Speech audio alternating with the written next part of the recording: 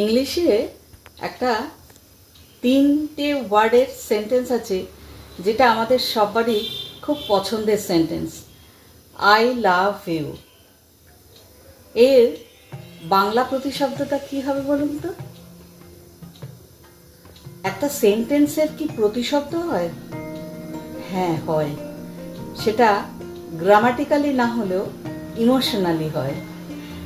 যদি আপনারা এটাকে গ্রামাটিক্যালি বলেন তাহলে বলতে হবে আমি তোমাকে ভালোবাসি, কিন্তু যদি ইমোশনালি বলেন আর বাংলায়, তাহলে শব্দটা হবে পাতুরি।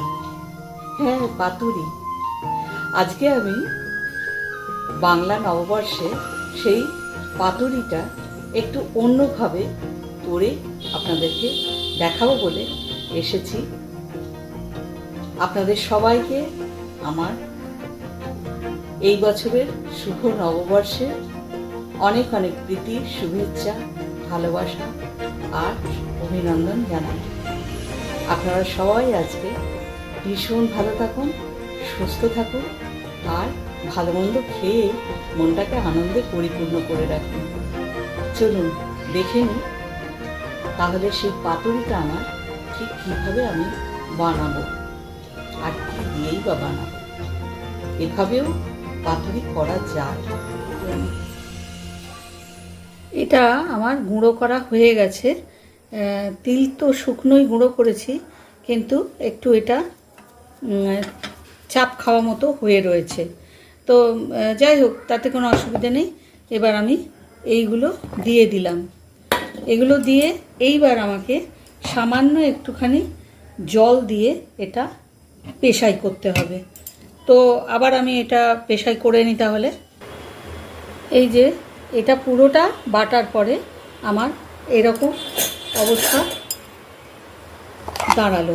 এই যে এইবার আমাকে আসল কাজটা, এগুলো আমার একটু নুন আর হলুদ দিয়ে মাখানোই আছে। কলা পাতা বাদ দিয়ে বাকি আর সমস্তই পাতাতে পাতুরি করতে গেলে প্রথমেই পাতাটাকে ভালো করে ধুয়ে ফেলতে হবে। সেই ধোয়ার পরে এর যে ডাঁটির অংশটা, সেই ডাঁটির অংশটা কেটে বাদ দিয়ে সেখান থেকে পাতার শিরাগুলোকে সরু সুতোর মতো বা আঁশের মতো যেগুলো বেরিয়ে আসবে, সেই সুতোগুলোকে আমার তুলে ফেলে দিতে হবে। তারপরেই কিন্তু আপনি যে মাছ বা যা কিছু পাতুরি করবেন সেটা আপনি বাটনা মশলা সহযোগে মাখিয়ে নিয়ে সাজিয়ে দিতে পারেন। এখানে আমি চিংড়িগুলোকে মাথা ছাড়াইনি, মাথা ছাড়া না করেই আমি এগুলোকে সাজিয়ে পাতুরিটা করব। তাহলে চলুন দেখে নিই কী কী বাটনা আমার মশলা পড়ছে এখানে, সেটা আপনাদের দেখিয়ে দিই। এইটার মধ্যেই আমি মশলাটাকে মাখিয়ে নেব। দাঁড়ান, মশলা কী কী দেবো সেটা একটু বলে দিই। এতে নুন হলুদ দেওয়া আছে, করবো সেটা হচ্ছে তিলের বাটাটার মধ্যে আমার একটু এটা চিনি মিশিয়ে দিতে হবে। যদি আপনারা আর এখানে একটুখানি ভেজা ছিল তাই চিনির গুঁড়ো ব্যবহার করেন, এটাকে আমি তাহলে কিন্তু এটার মধ্যে আগে থেকে গুলিয়ে রাখার কোনো দরকার নেই। আমি এটা করছি যেহেতু আমার চিনিটা দানা হিসেবে রয়েছে। আমি এইটা আমি গুলিয়ে নেব, এইটার মধ্যে এটার টোটালটা আমি মিশিয়ে নেব প্রথমেই। তাহলে তিল বাটাটা দেওয়া হয়ে গেল, চিনি সহজে গেল। এছাড়া আমার কি কি দেব ভুলে গেল, চিনিটা নিয়ে চলুন দেখে সমস্যায় পড়তে হবে না। এছাড়া আমাকে একটু চিনিটা আমি এর মধ্যে একটু হলুদ গুলিয়ে দিতে পারি, একটু হলুদ, লঙ্কার গুঁড়ো আলাদা করে, এবং সেটা দেওয়ার কাশ্মীরি লঙ্কার গুঁড়ো আমি ব্যবহার করেছি। নুন আর একটা ভাজা মশলা আমি দিয়েছি। সেই ভাজা মশলার মধ্যে আমার আছে গোটা জিরে, শুকনো লঙ্কা আর আছে রইল এই দারচিনি মশলাটা। দারচিনিটা একটু গরম মশলার কাজ করবে।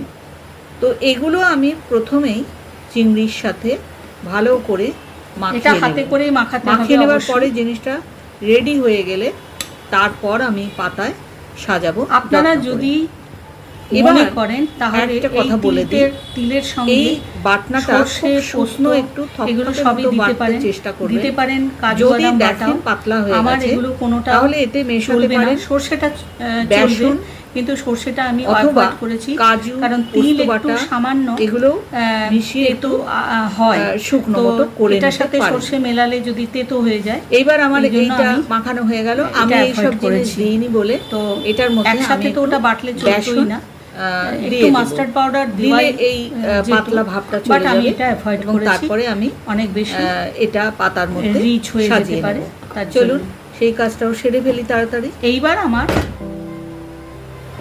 একটা পাতা, এই পাতার মধ্যেটাতে আমি প্রথমে দিচ্ছি 4-6টা মতো করে আমি দিয়ে দিচ্ছি।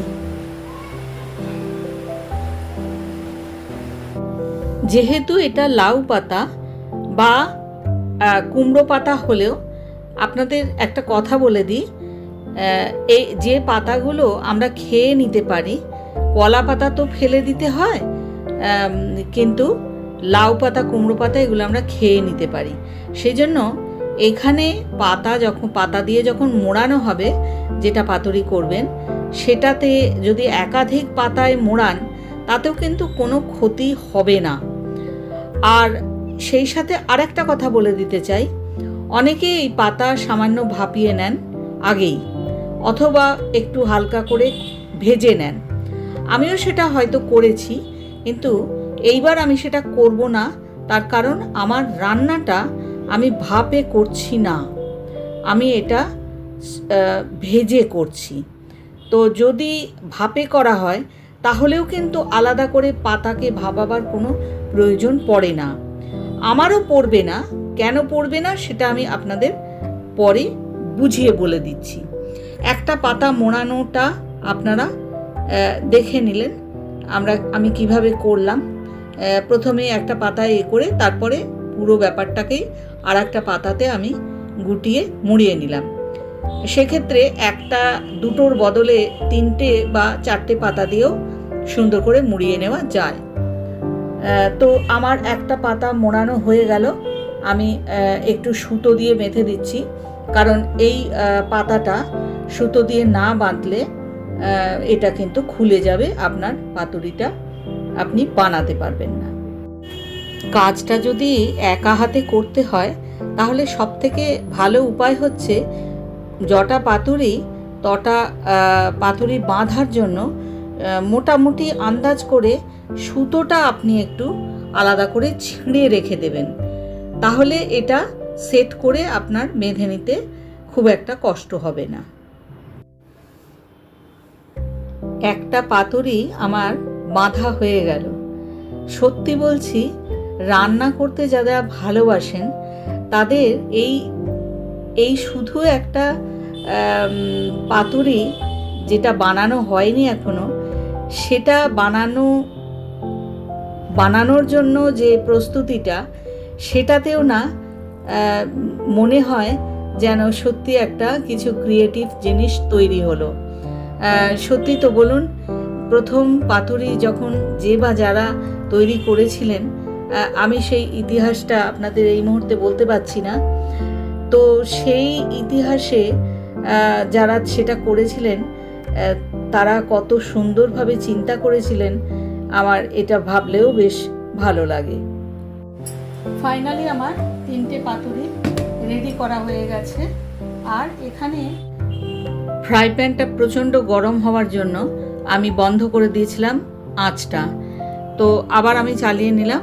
আর এটার মধ্যে আমি 2 পলা, মানে ধরুন একটু 1.5 টেবিল চামচ মতো সর্ষের তেল আমি দিয়ে দিলাম ভাজার জন্য, কারণ এটা আমার একটু বেশি তেল লাগবে, কারণ এটা আমি ভাজা করছি, ভাপে নয়। তো আমার অ্যাকচুয়ালি এটা ভাজা পাতুরি হচ্ছে। তো ভাজা পাতুরির জন্য যেহেতু পাতাগুলোকেও নরম করতে হবে, আমি পাতা আগে ভাপিয়ে নিইনি। পাতাটা আমি আগে ভাপাইনি, তার কারণ হচ্ছে পাতার যে স্বাদটা সেটা ভাপিয়ে যদি আমি ভাজতাম তাহলে বদলে যেত। আমার স্বাদটাকেও ভালো রাখতে হবে, সেই জন্যেই আমি পাতাটাকে আলাদা করে ভাপাইনি। কিন্তু যদি এইভাবে বানানো পাতুরি আমি শুধু ভাপিয়ে নিতাম তাহলে কিন্তু আমার তেলটা লাগতো না। যদি আপনারা সেভাবে করতে পছন্দ করেন তাহলে সেটাও আপনারা করতে পারেন। সেক্ষেত্রেও কিন্তু পাতাটাকে আলাদা করে আগে ভাজা বা ভাপানোর কোনো প্রয়োজনই পড়ে না, কারণ সেক্ষেত্রে পাতাটা আপনার ভাপেই রান্না হয়ে যাচ্ছে। আমি এটা আজকে পয়লা বৈশাখ বলে তাই একটু ভেজে রান্না করলাম, যাতে একটু বেশি মুখরোচক করা যায়। 3টে পাতুরি আমার দেওয়া হয়ে গেল। এবার আমি এটা ঢাকা দিয়ে কিছুক্ষণ 5 মিনিট মতো অপেক্ষা করব, তারপর এটা উল্টে দেব। পাতা থেকে যে জলটা ছাড়বে তাতেই আমার পাতুরি রেডি হয়ে যাবে। এবার দেখা যাক কি দাঁড়াচ্ছে। একটু উল্টে দিতে হবে।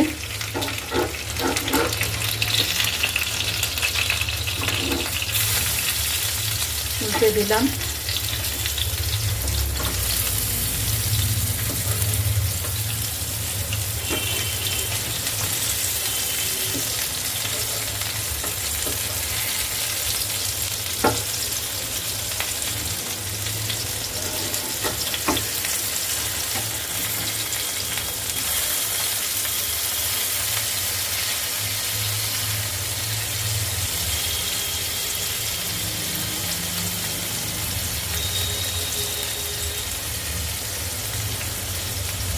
এইবারে আমি আর ঢাকাটা দিচ্ছি না।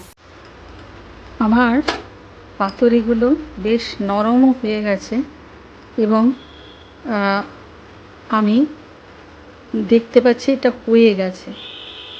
ভেতরের যে অংশটা সেটা বেশ ভালোভাবেই সেদ্ধ হয়ে গেছে বলেও আমার মনে হচ্ছে। 2 পিঠ আমি 2বার উল্টে দিয়েছিলাম। এই যে এরকম হয়েছে।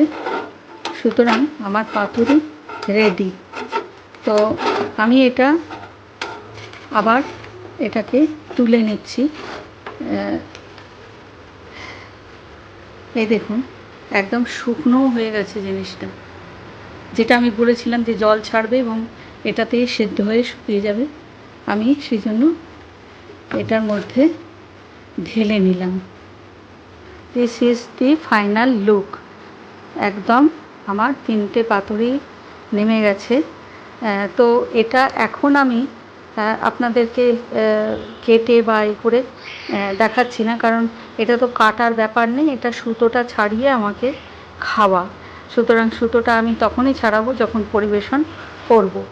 তো তাহলে হয়তো আমার এই চিংড়ি পাতুরি একটু অন্য রকমভাবে করা, অন্য উপাদান দিয়ে করা, কিন্তু এই পাতুরিটাও যদি আপনারা খুব কম উপকরণে করেন তাহলে কিন্তু খেতে খুবই ভালো হবে।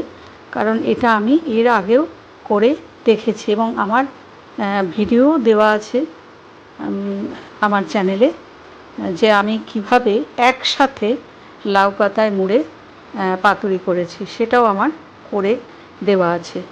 এবার এটা আপনাদের দেখিয়ে দিই ভিতরটা কীরকম হয়েছে আর কতটা সফট হয়েছে। দেখুন এটা কিন্তু সুন্দরভাবে